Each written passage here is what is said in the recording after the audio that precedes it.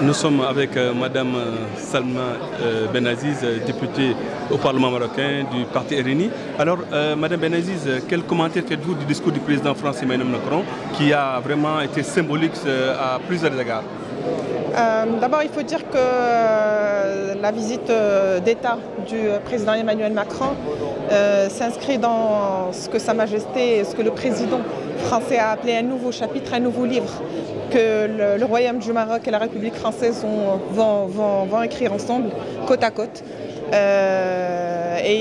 Également, il faut dire que le discours d'aujourd'hui, c'était un moment historique pour nous, plein d'émotions.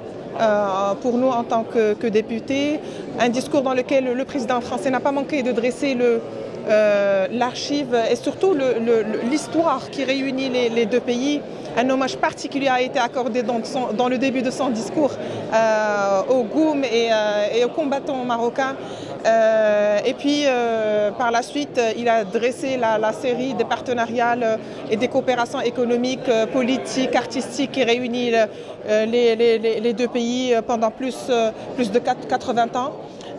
Aujourd'hui, un nouveau chapitre, une nouvelle page qui va être rédigée, basée principalement sur le respect mutuel des deux nations, basée également sur une coopération assez avancée et basée sur ce que les deux chefs d'État ont appelé un partenariat exceptionnel entre le Royaume du Maroc et la République française.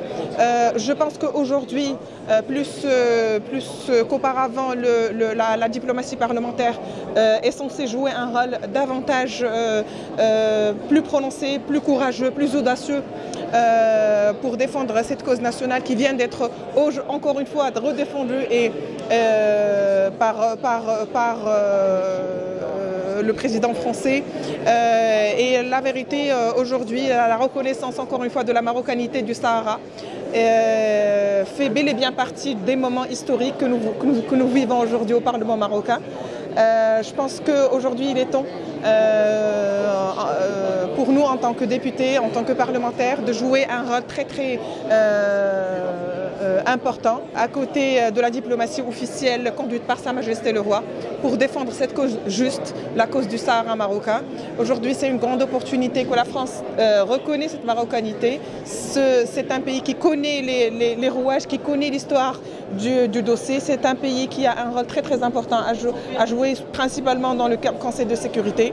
Et donc, on est très optimiste à un futur qui réunit les deux pays, basé non seulement sur un respect mutuel, mais également sur un partenariat avancé, que ce soit sur le plan économique, politique, artistique, etc. Alors, vous l'avez évoqué, madame, juste une question. Par rapport à la diplomatie parlementaire, aujourd'hui, quels sont les chantiers en fait, qui se dessinent en termes de coopération, en termes de partenariat entre le Maroc et la France, d'autant plus qu'aujourd'hui, rien ne s'oppose vraiment à aller dans un même sens commun pour les deux pays? Alors, parler des partenariats, je rappelle qu'hier, Sa Majesté le Roi a présidé la cérémonie de la signature de 22 conventions et partenariats entre les deux États. Des conventions